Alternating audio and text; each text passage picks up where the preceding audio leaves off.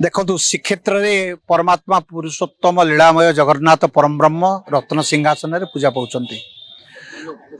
कौन सी घटना अघटना पुरी रे घटिले सेवक माने प्रभु जगन्नाथ को उपवास रखती। साधारण मनीष को घरे रागिले जमती उपवास रखा जाए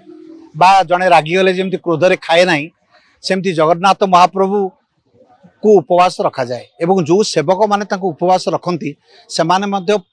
पर पर्यायर कहती किछि किछि घटना घटवा जो आम ये कार्य करूँ। आपण मान माध्यम कहवा चाहे जेतबले परम ब्रह्म पुरुषोत्तम लीलामय जगन्नाथ को लेकिन ओडिया जाति गर्वित हुए एवं से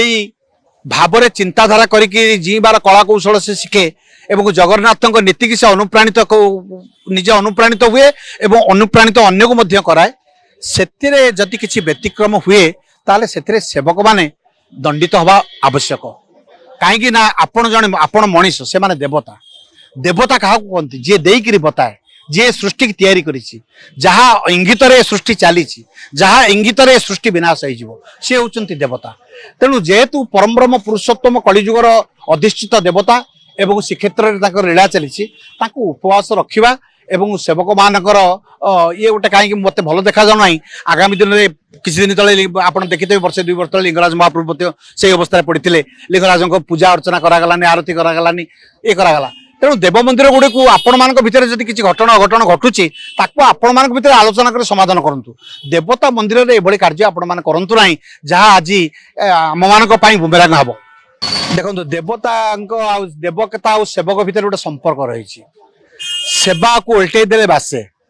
जो माने सेवा मनोवृत्ति नहीं कि आसंती से माने केबे शैतानी करि पारंते नाही आ शैतान मनोवृत्ति नहीं आसीथिया लोक मध्य केबे सेवा होवा को योग्य नुहे।